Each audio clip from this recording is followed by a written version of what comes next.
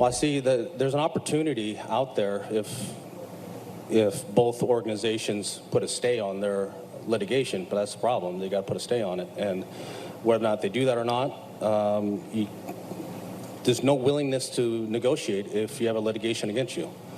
So if they both have a stay and then have a break and then they can meet and figure something out, then maybe there is something to be had. But I think Greg has to go, first of all, and then obviously the litigation against us and then our countersue against them. Those would then have to be at a stay as well. So then we can talk. We can all talk freely.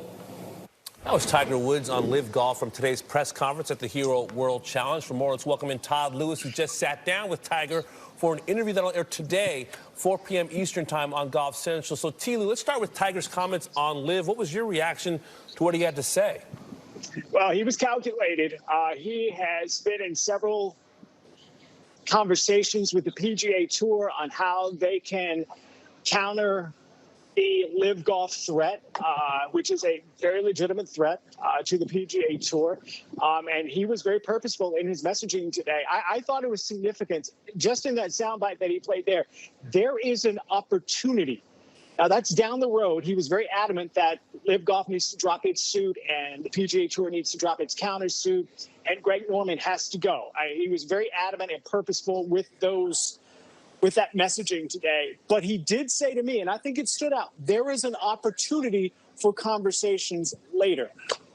But make no mistake, Tiger Woods came in today to this press conference with a determination to make a stance for the PGA Tour, but at the same time, broaden out, saying, hey, if we can get past all these court proceedings, if we can get past the bickering and the animosity, then maybe there's a possibility we can benefit the game of golf by having a conversation and, who knows, coming together. I mean, I did ask him, what does he personally see the end game of Live Golf versus the PGA Tour? He didn't really give us a significant answer, but he did kind of hint that these two entities could coexist, but it's going to take some effort. Todd, so much of the early part of that press conference was about Tiger's health and the plantar fasciitis, how it relates to his ongoing issues with the right leg since his car crash last year. Did he tell you anything more about the state of his health and how that's going to impact his game and career going forward? Yeah, I sat down with him and we talked into pretty good detail about his health. He seemed optimistic about 2023, that he could have a better year, at least from a body perspective, than he did in 2022. I mean, if you look at what happened with him with this plantar fasciitis, yes, it is a setback. There's no doubt about it. But he developed that by training, by working hard and trying to ramp up for the Hero World Challenge. And I asked him, I said, do you feel like your body is stronger? Can you do things differently now than you could since the last time we saw you at St. Andrews? And he adamantly said, oh yeah, I'm much stronger. He is progressing with his body. This is just a byproduct. I mean, it happens to all the great athletes. It doesn't matter what the sport. If you start training, sometimes this develops, and he's close to being 47 years of age. And he feels like with some rest and some treatment that, he could be ready to go, hopefully. He didn't say this, but I did ask him about it. Maybe the Genesis Invitational is something that he's targeting. I specifically asked him, I said, you never won in LA at Riviera.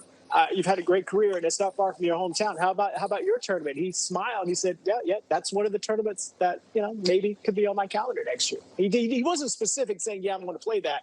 But he definitely didn't say, I don't think I can play that. I'm just going to stick to the majors. We'll have to see. Well, Tila, you talk about the determination of his message. How about the determination of his mood? And you're hinting about it a little bit, because sometimes we've seen this week be a real type of week, and people dauber or down. What was his mood when you spent some time with him? He was upbeat. When the camera wasn't on, he was poking the needle with us.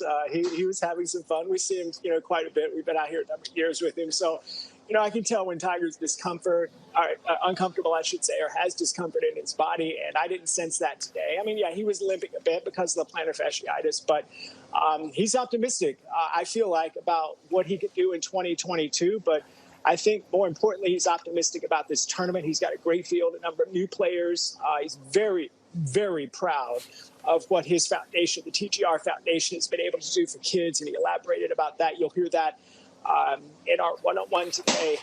But yeah, he seems like he's in great spirits. T. Lou, appreciate your great reporting as always. Have a wonderful week in the Bahamas, and we will see you and speak to you soon. You got it. Thanks, guys.